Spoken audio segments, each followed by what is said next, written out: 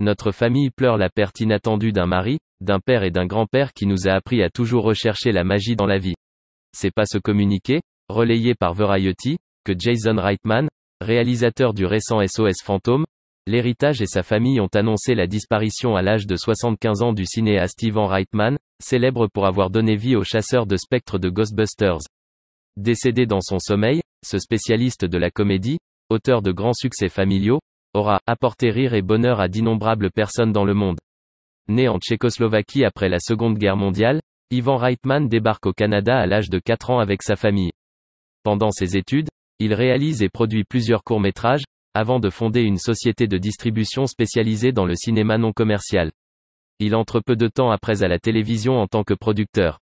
C'est là qu'il fait la connaissance de Dan Aykroyd, qui sera à l'affiche de certains de ses films, à qui il confie la présentation d'une émission, Grid. C'est également grâce à la télévision qu'il fera la rencontre de deux acteurs qui collaboreront avec lui par la suite, Bill Murray et John Belushi. Les trois participent à la création de la série satirique The National Lampoon Show. Après ce début de carrière dédié au petit écran, Ivan Reitman se lance dans la réalisation de son premier long-métrage en 1971, Foxy Lady, qu'il produit également.